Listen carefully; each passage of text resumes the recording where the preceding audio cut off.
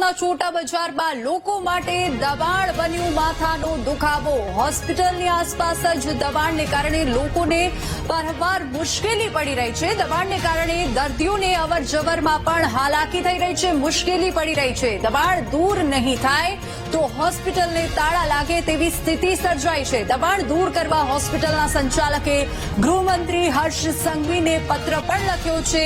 દબાણને કારણે એમ્બ્યુલન્સ પણ ન જઈ શકતી હોવાનો પત્રમાં ઉલ્લેખ કરવામાં આવ્યો છે। દબાણ અંગે અનેક રજૂઆત છતાં કાર્યવાહી ન થતી હોવાનો આક્ષેપ કરવામાં આવ્યો છે। આ મહત્વના સમાચાર સુરતથી મળી રહ્યા છે। દબાણ અંગે અનેક રજૂઆત છતાં કાર્યવાહી ન થતી હોવાનો આક્ષેપ કરવામાં આવ્યો છે। વધુ વિગતો સાથે સંવાદદાતા લાઈવ આપણી સાથે જોડાઈ ગયા છે ધ્રુવ, આ દબાણને લઈને અનેક રજૂઆત છતાં કાર્યવાહી ન થતા હોવાનો આક્ષેપ કરવામાં આવ્યો છે। શું વધુ વિગતો મળી રહી છે? બિલકુલ, સુરતના ચૌટા બજારની અંદર જ આવેલું વર્ષો જૂનું એટલે કે 150 વર્ષ જૂનું આ સુરત જનરલ હોસ્પિટલ છે તે હવે બંધ થવાની કગાર પર આવી જાય તેવી સ્થિતિ સર્જાઈ છે દબાણના કારણે। કારણ કે એમ્બ્યુલન્સ નથી જઈ શકતી, દર્દીઓ ફસાઈ જાય છે। હવે તો એમ્બ્યુલન્સ ના આવવાના કારણે દર્દીઓ પણ અહીં સારવાર કરવા નથી આવતા અને ક્યાંક તો દર્દીઓ દૂર જાય છે, જ્યારે દર્દીઓને લેવા જવાના હોય છે તે પણ ફસાય છે। આપણી સાથે અહીંના જે ડ્રાઈવર છે તે જોડાયા છે, તેઓની સાથે વાત કરીશું એમ્બ્યુલન્સને।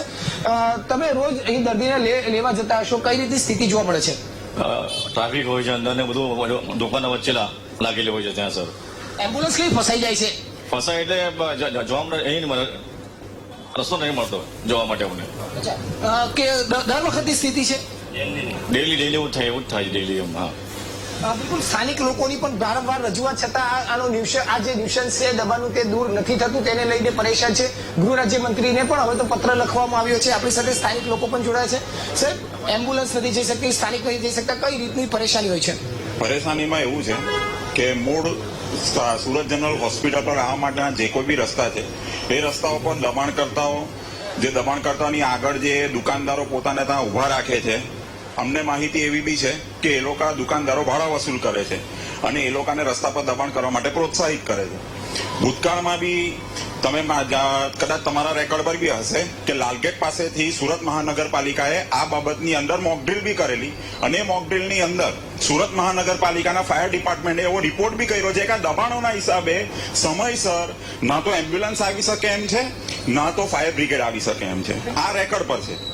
બિલકુલ, એટલે અત્યારે સ્થાનિક લોકો પણ પરેશાન છે। સુરત જનરલ હોસ્પિટલ 150 વર્ષ જૂની જે હોસ્પિટલ આવી છે તેની એમ્બ્યુલન્સ પણ અહીં નથી જઈ શકતી, દર્દીઓને વારંવાર મુશ્કેલી થઈ રહી છે। આ વખતે તો ગૃહ રાજ્યમંત્રી હર્ષ સંઘવીને જનરલ હોસ્પિટલ ટ્રસ્ટી દ્વારા પત્ર લખાયો છે, તાત્કાલિક કોઈ પગલા લેવાય તેવી માંગ પણ કરાઈ છે। જી ધ્રુવ, આભાર સમગ્ર માહિતી બદલ।